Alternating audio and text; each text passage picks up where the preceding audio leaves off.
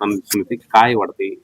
सर्वप्रथम कागल आणि कागल विधानसभेच्या अ, एक विजन मॉडेलसाठी आदरणीय मुश्रीफ साहेब असेल, मी असेल, अ, माननीय मुख्यमंत्र्यांच्या मध्यस्थीमुळं आम्ही एकत्र याचा निर्णय घेतला आणि दोन्ही पार्टीज मागच्या 10-12 दिवसांमध्ये त्यांनी प्रचंड कष्ट घेऊन लोकांपर्यंत आमचं विजन डॉक्युमेंट पोहोचवण्यासाठी हा प्रयत्न केलेला आहे. कागलमध्येही आणि मुरगुड दोन्ही ठिकाणी आणि त्याच्यामुळे लोकांमध्ये प्रचंड उत्साह आहे आणि मोठ्या मतदान टक्केवारी मला असं वाटतं की ऑलमोस्ट 90% पर्यंत जाईल असा माझा अंदाज आहे. कारण आमचे लोक बूथ लेवलवर दोन्ही पार्टीजनी चांगलं काम कागल आणि मुरगुडमध्ये केलेलं आहे आणि उद्या 101% विजयाचा गुलाल घेऊन आम्ही आणि मुश्रीफ साहेब येत्या काळामध्ये मुख्यमंत्र्यांना जाऊन भेटू. तुमच्या युतीवरती शिक्कामोर्तब करणारी सुद्धा ही निवडणूक आहे. आमच्या मुश्रीफ साहेबांनी तुम्ही दोघांची जी युती झाली या निवडणुकीमध्ये यावरती शिक्कामोर्तब करणारी सुद्धा ही निवडणूक आहे. लोक स्वीकारतील ते आता आपल्याला उद्या दिसेलच की लोकांनी त्याला किती रेंजनी स्वीकारलेलं आहे. आणि मी जसं आम्ही दोघं म्हटलोय की एक long term point of view आम्ही हे एकत्र याचा निर्णय घेतलाय. सुरुवात नगरपालिकेतून आहे आणि येत्या सगळ्या इलेक्शन्समध्ये आम्ही एकत्र राहायचा निर्णय घेतलाय. मंडलिक साहेबांनी तुमच्या विरोधात इथे आघाडी उभा केलेली आहे. कागलला असू दे किंवा मुरगुडला असू दे, तिथलं चित्र एकूणच काय दिसते? काय इलेक्शन मध्ये प्रत्येकाला कागलच्या बाबतीत बोललं तर प्रत्येकाला आपली आपली आघाडी उभा करायला तो अधिकार आहे. मी माझ्या परवाच्या भाषणामध्ये बोललो की वैशिष्ट्य असं आहे की कागलमध्ये त्यांची जी आघाडी झाली आहे त्याचा जाहीरनामाच नाही.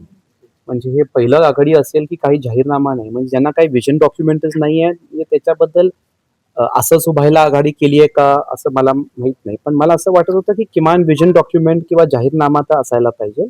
आणि मुरगुडमध्ये ते काय त्यांचा होम बेस आहे, पण तिथं मला मुरगुडमध्ये कॉन्फिडन्स आहे की राजे खान जमादार आणि आमचं जे पॅनल आहे, आमचे सगळे उमेदवार शाहू आघाडी आणि राष्ट्रवादी काँग्रेस अजित पवार गटाचे, त्यांचं विजय होईल. कारण राजे खान जमादारचं प्रचंड तळागाळामध्ये काम आहे, त्यांनी लोकांची प्रचंड कामं केलेली आहेत. तर मला कॉन्फिडन्स आहे की तिथेही आमची सत्ता येईल. खरं तर या सगळ्या प्रचार काळामध्ये संजय मंडलिक यांनी तुमच्या युतीवर भाष्य केल्याचं बघायला मिळालं. अभद्र युती केलेली आहे, मतदारांचा विश्वासघात करून किंवा एकूणच. मी सांगितले आधी, आम्ही दोघांनी सांगितले की आम्ही एकत्र काय त्यांच्या विरोधात आलो नाही. आम्हाला एकत्र यायचं होतं की माननीय मुख्यमंत्री महोदयांनी सुचवलं की हा संघर्ष मिटला पाहिजे आणि long term point of view आपण एकत्र यावं, त्यासाठी आम्ही हा निर्णय घेतला. त्यांच्या विरोधात काय, आणि जसं मुश्रीफ साहेबांनी ऑलरेडी सांगितलंय की मुरगुडमध्ये मुश्रीफ साहेबांची आणि मंडलिकांची युती होऊ शकत नव्हती, कारण त्यांचे मेन माणूस त्यांच्याकडे गेले असं झाल्यामुळं ते एकत्र येणं शक्य नव्हतं. आणि तिथं नाही झाल्यामुळं कागलला शक्य नव्हतं असं मुश्रीफ साहेब स्वतः बोलले. माझ्याकडून काय त्यांच्याबद्दल काही इश्यू होता असं काही विषयच नाहीये. राहिले प्रश्न की हे बघा, कागलमध्ये इतिहासामध्ये अशा युत्या झालेल्या आहेत.